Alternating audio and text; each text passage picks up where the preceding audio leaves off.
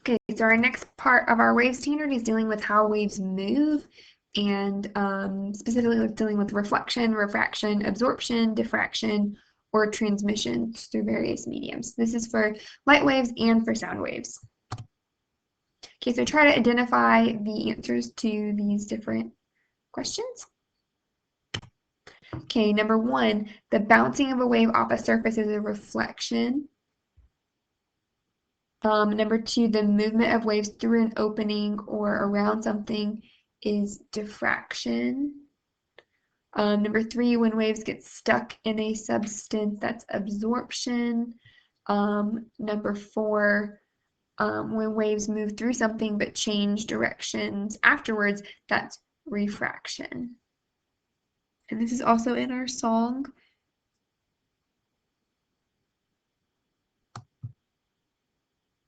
Okay, so try to now identify these different pictures as the different types of wave interactions.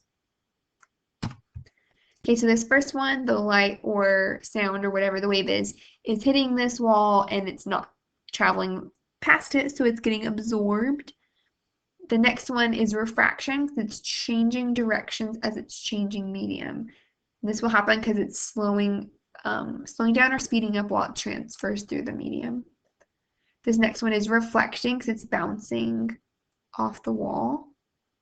And the last one, number four, my numbers are a little off. Number four is diffraction, spreading out. Okay, so what causes an echo?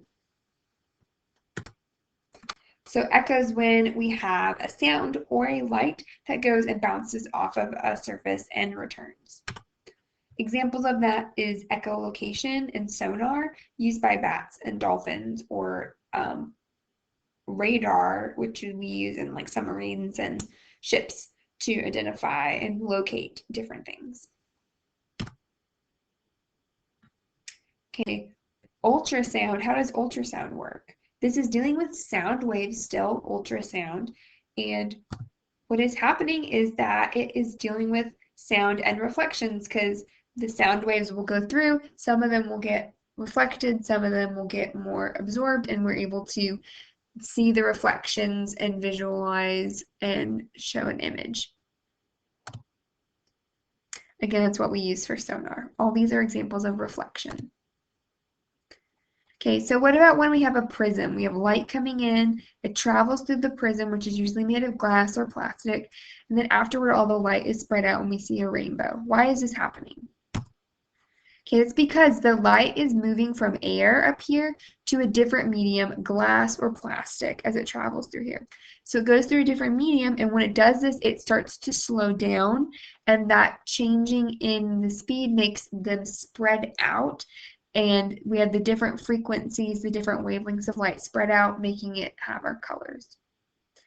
So this is an example of refraction, because it's bending.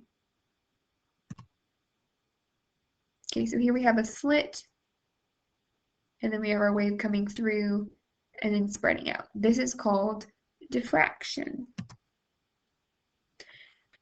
Diffraction happens when it goes, a wave goes through a hole and spreads out, or it can be around the side of an object and spreads out. Okay, so now thinking about with light, what is the color white made of exactly? The color white is made of all colors combined. What about black? Black is the absence of color. We see black when we don't see any light. So then why does an apple appear red? All of the light coming from the sun is white. So then what happens is all of the colors are absorbed by the apple except for red, which is reflected, and that's what we see. So remember, the colors of visible light are Roy G. Biv. So that means orange, yellow, green, blue, indigo, violet. Those are all absorbed by the apple, and the red is reflected so that we can see it.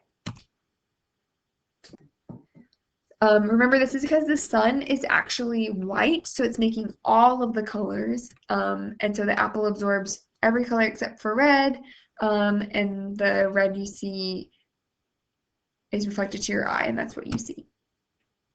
A little bit about our eye and how it is able to see light. Light enters through the pupil, which is a hole in the eye, and moves to the back of the eye, where the nerves then will send signals to your brain so that it can tell your brain what you are seeing. And there's a part called the iris, which is the colored part of your eye, and it's a muscle that opens and closes. This is just a little background information about the eye if you don't remember.